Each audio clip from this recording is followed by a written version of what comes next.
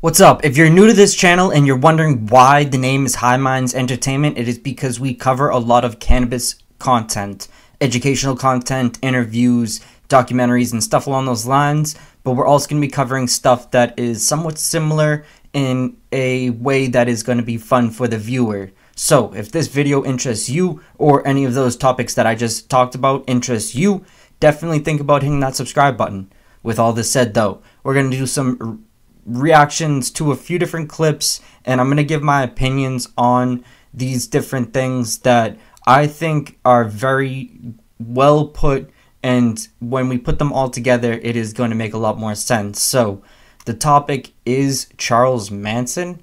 This is something that ties very well into the recent mini documentary that I did about Whitey Bulger. Whitey Bulger is someone who supposedly underwent this experiment that they refer to as MK Ultra. This is something that they actually have proven. They have said that this is proven, and they have actually said that this was something that they did in a lot of federal prisons and psych wards and places along those lines, so that they could experiment on people and see exactly what this drug was able to do. And it made a lot of sense why they were going to do that, but we're going to get into that in some of these clips, so let's do it. In this first clip, we're actually going to be covering Joe Rogan talking to a FBI agent under the name of Mike Baker. This guy is going to actually give us a rundown on what this experiment actually was. Also, he's going to talk about his opinions on it, which is something that's very much interesting due to the factor of him being an FBI agent.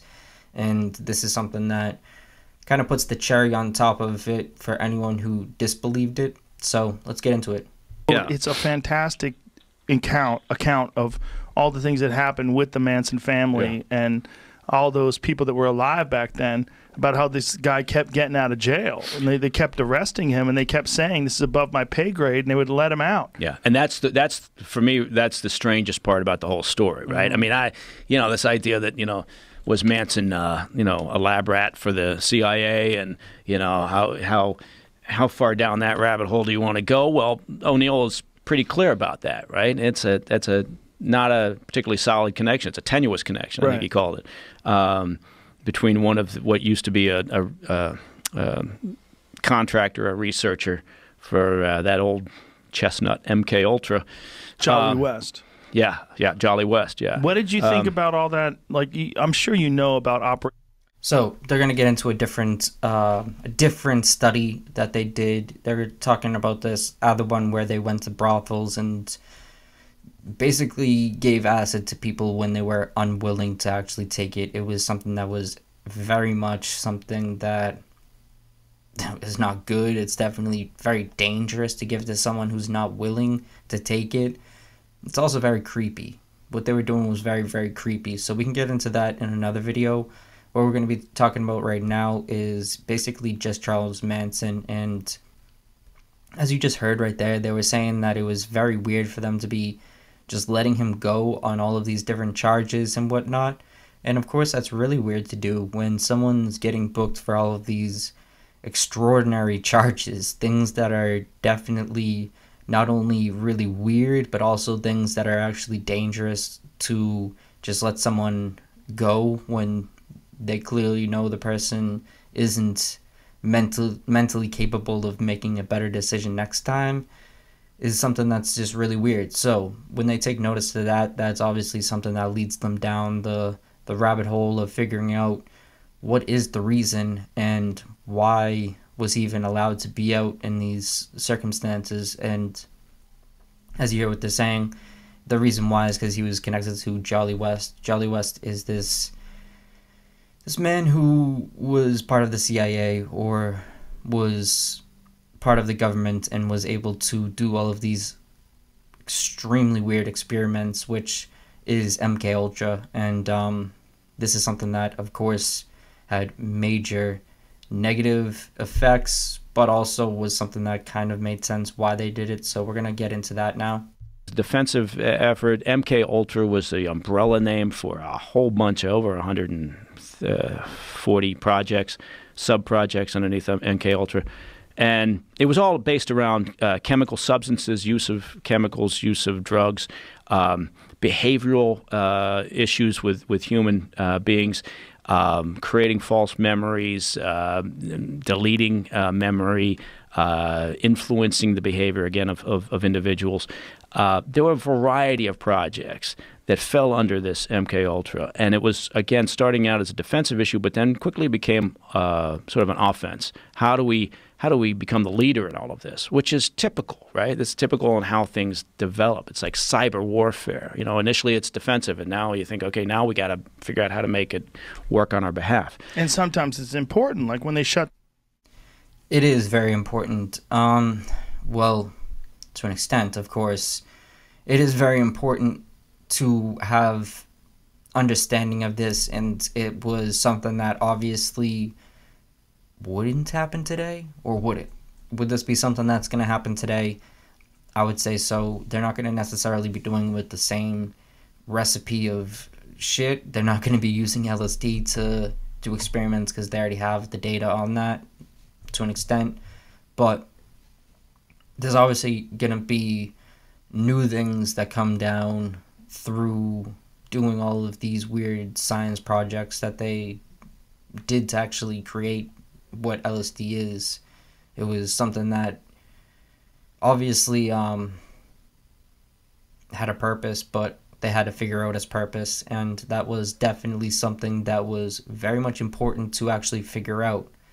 The way they used it could have been flawed, so that's definitely something that I want to talk further on. It's something that I definitely really think is important for every human to have some understanding of. I think that this is a part of history that not only is amazing to see that it actually exists, but it's also something that is just amazing to see that we have all of this proof of, and people still kind of guess or second guess it. Some people kind of just always are so pure, and they're just good people maybe, so they want everyone else to be just as good, and I think we all have a little bit of a dark side. So to be able to actually analyze that, see that, and be able to understand it is very much valuable for someone to know how to not only control it, but how to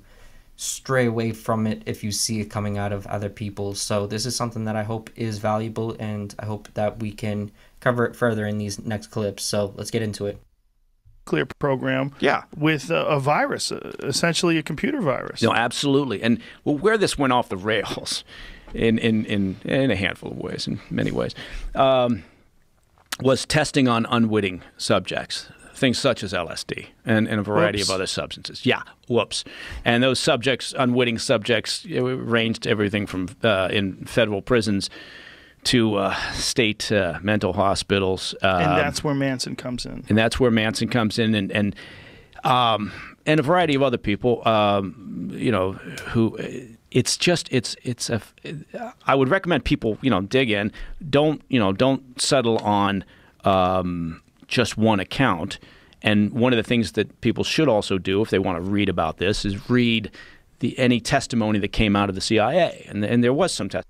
So he said, don't just go over one account. What we're going to be doing on this channel is we're going to be going over a few different ones. We have already went over the Whitey Bulger one, as I mentioned in the beginning of the video, but I just want to mention it real quick. We are going to be going over a few other cases that fall into this genre or topic, and I think that it is very much important to cover it. Also, I'm going to be covering videos where I talk about my experiences with acid and my experiences with shrooms, all that fun stuff. So I think that it's going to be something that is going to be very interesting for the viewer, especially the ones who haven't ever experienced this stuff, because it's almost like a foreign language to them. It's something they can't fully process, but it's something they're so interested and scared of. So it's something that is very interesting to speak about. So let's get further into here.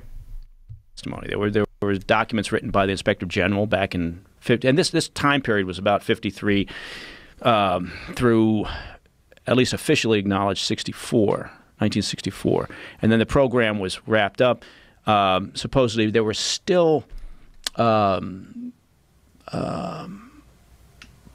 federal programs, military programs, others that were still looking into issues related to the use of chemical substances for everything, again, from interrogation to behavioral adjustment. And a lot of these things were funded through cutouts. So you'd set up, again, this is early 50s, mid 50s, early 60s. You set up.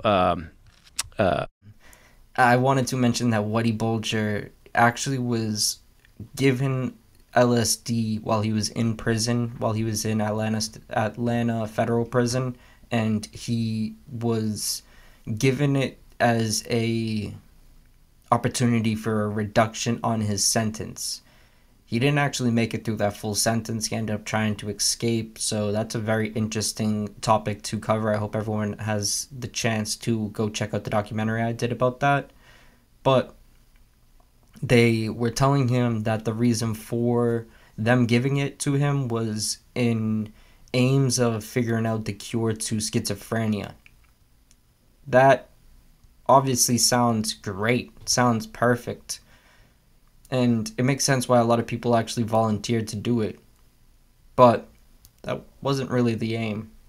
I was running a couple of projects that were supposedly getting funding from the National Institute for Mental Health, which had previously been a funding mechanism also for MK Ultra, a few years in the past.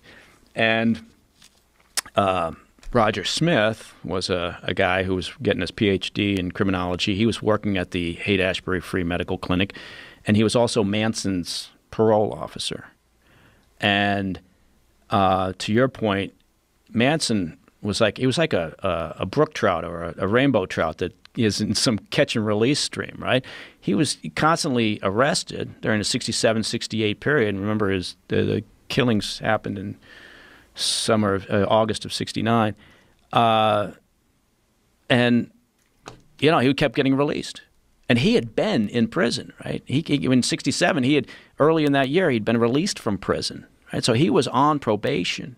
Any violation, certainly some of the things he was getting arrested for, should have sent him back to prison, but he wasn't. So that, to me, is one of the most interesting parts of the book, is this revolving door that Manson was in. And eventually we all know what happened to him. But, yeah, working at the Haight-Ashbury Free Medical Clinic, that's where Manson would go, along with some of his followers. And, they were, part of a study, and, they were, I'm sure, getting their LSD from there. But also this guy, Jolly West, who was involved in MK Ultra, also ended up having an office at the Haight-Ashbury Free Medical Clinic. So, but again, to Tom O'Neill's point, that clinic closed down about 4 months after Tom's book came out. Been open for over 50 years. It's crazy. Yeah. What are the odds? Yeah, I know. What are the odds? I didn't see that coming.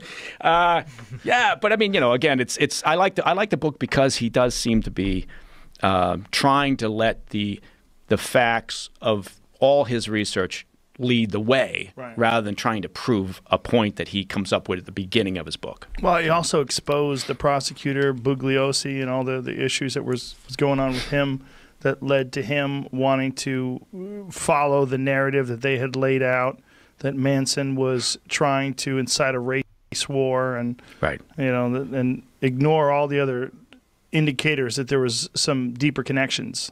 And yeah, was Manson was he an informer for the Bureau or for local law enforcement or some other outfit? That's hard to tell. Hard to tell, but it's compelling in light of the fact that he kept getting released. He seemed to have a get out of jail free card. He also seemed to have an unlimited supply of acid. That was what's fascinating. And he also seemed to employ the same techniques that apparently the CIA had employed when they had done experiments on prisoners, including the fact that he would, force them into weird sexual situations and pretend to take LSD himself but not really participate, and then, influence them. And he seemed to be doing things to them in terms of like trying to alter their behavior and getting them to do things that were outside the norm, including murder. Yeah. I mean, did he see... Yeah. Did he have a sense from his time there at the clinic or dealing with, what's his name, Roger Smith, his parole officer, who, again, was also a criminology doctoral candidate, I guess, and so was but look, Manson was, he was not a rocket scientist. He was illiterate for the most part, right, until he ended up in prison and maybe which is why it was so weird that he was able to manipulate so many people so well. Right. But it was also, it's like, he was the perfect guinea pig. He is the perfect guinea pig because someone that they can use as a useful idiot, someone who is not necessarily the person that anyone's ever going to believe, because all of these prejudgments that you would cast upon this person, such as him looking like a homeless person, this person looking like this, looking like that, or whatever judgment that you might throw upon someone such as Charles Manson, is something that will definitely deflect you from believing anything that he would say. And he has had some interesting quotes in the past. A lot of what he says is far out, very far out. It's definitely stuff that is, it's going to go over a lot of people's heads, because I don't think people are thinking as deep as he is. The reason why I think he's thinking deep, though, is because he's experimented with his brain so much due to all of these different things that they were giving him. As they just said before, he was supposedly manipulating people into becoming slaves for him in a way, which was something that was very useful. He was actually able to have this sort of family type thing that was following whatever movements he would make, which is just bizarre. It's amazing that someone that is illiterate, as they just said, someone who is so easily judged, is able to also captivate so much people's attention and make them gravitate to every movement that he makes, which is just nearly impossible in today's time, unless you had some sort of vice for those people to consume, or to keep them entertained while they follow along your path, such as some people who are plugs. There's different people who are plugs nowadays that have all these little leech middlemen that follow them around and will talk as much shit as they possibly can to anyone who disobeys their master. It's something that is very interesting, and it is definitely something that I've noticed in a lot of situations, but it's amazing to see someone like Charles Manson, someone as low, bottom of the barrel type human, was able to not only make people do exactly what he was saying to do, but he was also able to somehow, some way, make people have sex with each other and supposedly make people kill other people, which is amazing. Supposedly there's also other people that they killed. That is speculation as well. We're going to go over a clip where they actually talk about that, because I think that this is very much a clip that we have to cover within this video. They have mentioned a few times throughout this video this man named Tom O'Neill, or Tom O'Neill. I almost misremembered it, but his name is Tom O'Neill. This man wrote a book about it. It's called Chaos. This was a book that almost ruined his life. It basically ruined his life, he says, because it just took him so long. He was at this endless chase of trying to find all of these different things. He wasn't even able to connect all the dots. So he always is very truthful about his shortcomings, and something that is very it's amazing to hear. It's something that is just bizarre to hear, though. So let's get into that. Deliver messages and then have them wiped from their memory in case they were captured. They had all kinds of objectives. So Roger Smith was supervising Manson when he became he was able to do exactly what the MK Ultra program had been trying to create and do for, at that point, about 15, 17 years. When it was all exposed in the 70s, and there were these hearings, first the Rockefeller Commission hearings and the church hearings, and then finally Senators Ted Kennedy and Daniel Inouye held hearings. The CIA admitted that they had done this, but they no one would say exactly what they did. All the records had been destroyed when the two people who ran it, Richard Helms, who had become the director of the CIA in the 60s, and Dr. Sidney Gottlieb, who was kind of the mad scientist who had supervised they had safe houses in San Francisco, New York, Los Angeles, where they would experiment on people that were lured into these apartments and houses that were either look like brothels or hippie communes or whatever.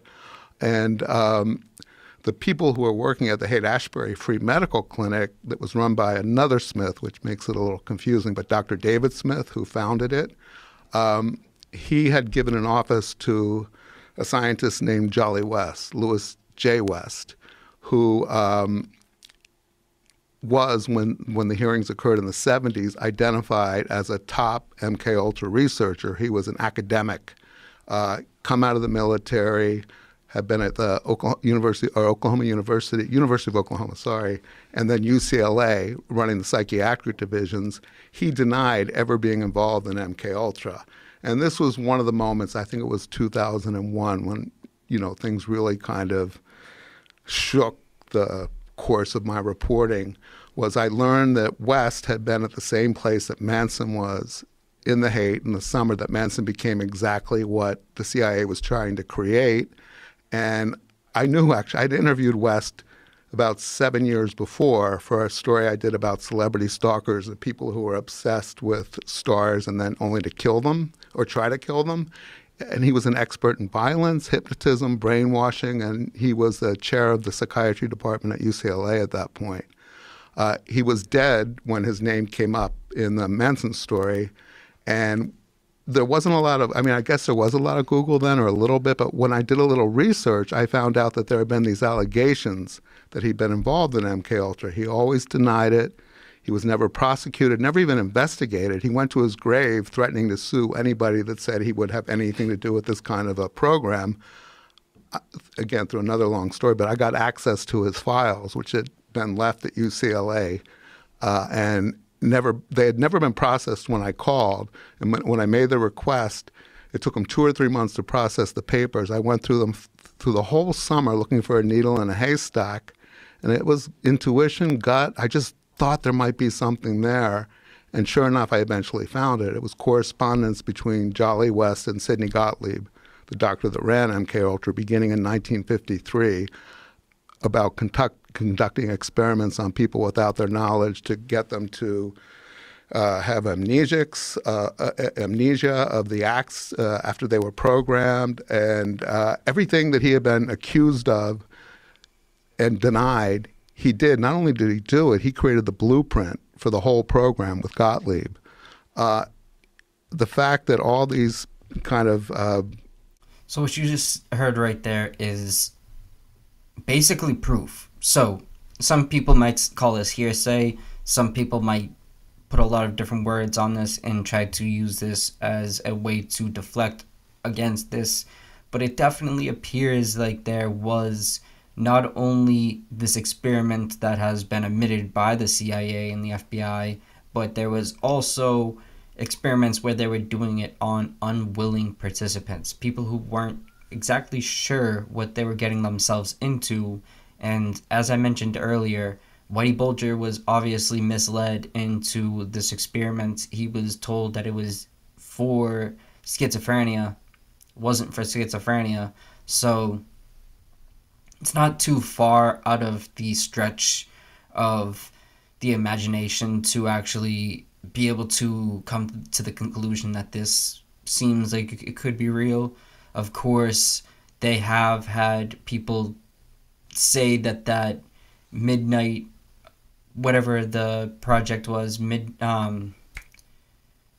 slipped my brain right now, but it's the project that they keep mentioning right there, where they're talking about where they would give it to different people who were trying to buy prostitutes. People who were trying to be involved with prostitutes were also being slipped LSD as an experiment where the CIA or FBI was paying these prostitutes to do it. So it was not only something that can be proven, but it's something that there's data on it. So very much something that has a lot of proof behind it.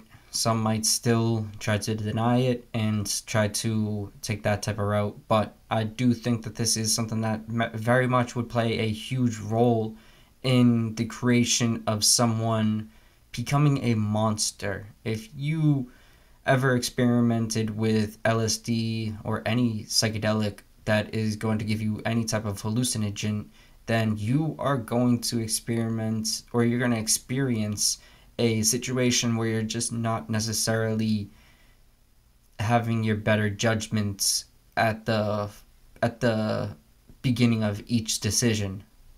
That might not always be the case for everyone. Some people will take shrooms, LSD, and all of these fun things as a thing to almost educate themselves, but usually that's done in microdose form, and it's not done over an extremely long period of time where it is going to have a long-term effect on the person's mental capacity to deal with different issues. I think that if you experiment on someone and continuously give them anything for too long, it's going to have some sort of effect. And for anyone to see that these people are the ones that they had in the study, they went on to do some extremely violent and evil things, it makes a lot of sense. It makes a lot of sense, and I don't think a lot of people really are happy with as much sense that it makes,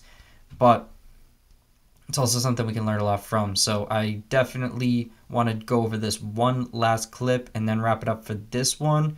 I will do a mini documentary on Charles Manson where I actually fully go into detail on his whole come to fame, or his whole rise to becoming this person that they thought was a good subject to use in this insanely weird experiment. But that is definitely a topic that falls very much into all of the MK Ultra shit, so I thought that this was a great way to begin that process of explaining it. Whatever, but right now he's my client. I don't want him answering any questions.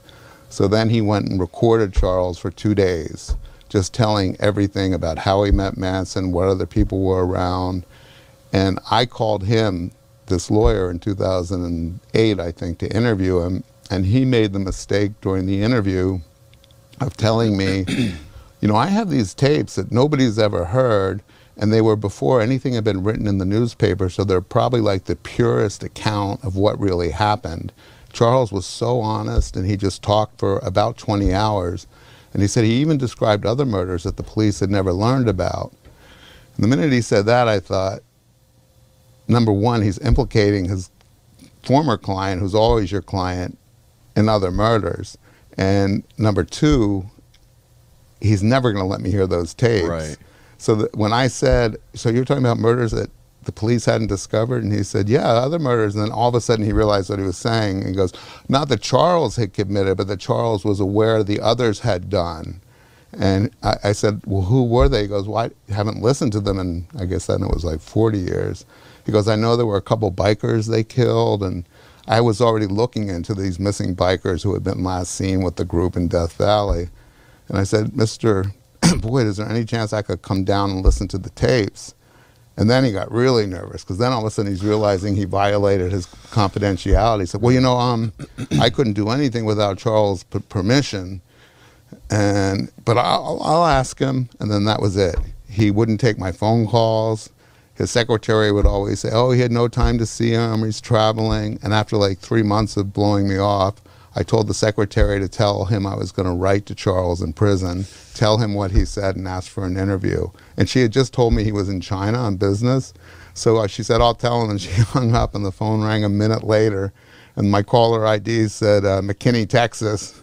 And it was him on the phone. Don't you dare write to my client. If you say that I said all that, I'll deny it. God damn it. And I said, but you said it all on audio tape. He said, I didn't give you permission to tape me. I said, not only did you give me permission, you did it on tape. God damn it. So He died 2 months later of a heart attack on a treadmill at about age 68 or 7, I think. I hope that had nothing to do with it. Oh, you definitely did. Long story short, the tapes went into, his firm had gone bankrupt, so they went to the bankruptcy court, and for about 2 years, I tried to get the court to release the tapes to me rather than put them up for auction or destroy them or whatever they were going to do. And again, it's a very long story, but I'll keep it short. The trustee in charge of them ended up contacting the deputy DA in Los Angeles, who knew what I was doing and really wanted the tapes too and was kind of advising me. And I said, if you don't think I'm legit, you can get in touch with him. So she did. And then, of course, stupidly, I was naive enough to think that that wouldn't ruin my chances. But sure enough, Patrick Sakura arranged to get the tapes from her, and he had always promised me that the minute, if he got them first, I would sit down with him and listen to them for the first time. Who is Patrick? He was the deputy DA who was in charge of all the parole hearings for the Manson family. So he called me up really excited. He said, I can't believe it, they're going to release the tapes to me, but we can't let the press know, because if the press finds out and Tex finds out, he's going to stop it. But somebody down there in Texas found out, oh no, the trustee told Watson's current attorney because she had to. I don't know why Patrick thought that wasn't going to happen. So then Watson immediately went to court to stop the tapes from being released. And then there was a 2 or 3 year process from the county court to state court to state Supreme Court, where they finally decided that the tapes should be released. And then the LAPD and the DA's office got them, and then they wouldn't talk to me anymore. And to this day, they're sitting in a vault, because I believe those tapes tell the truth about why things happened, how they really happened, and who was behind.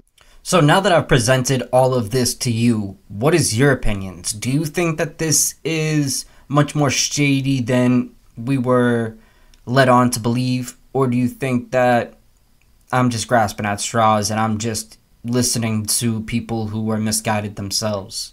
What do you think? I definitely am very much interested in your opinion, so I'd love you to share it.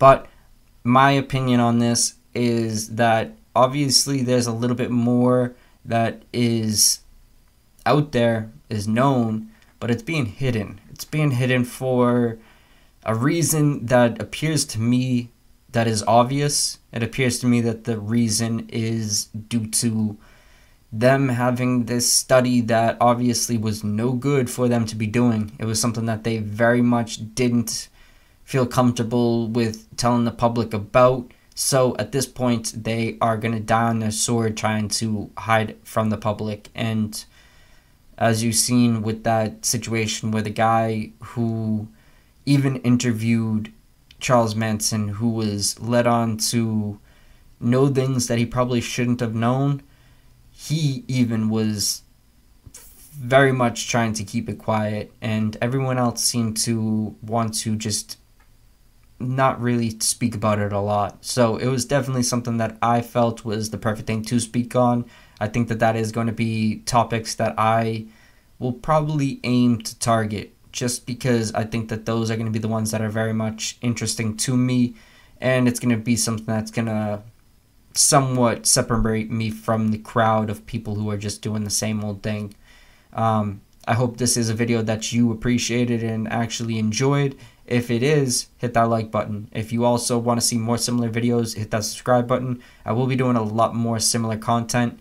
This obviously was a reaction kind of video where it was us talking about Charles Manson potentially becoming a monster due to MKUltra, but there is so many other characters, so this is just the beginning of the little series that I'm going to be doing. So much love to anyone who follows along.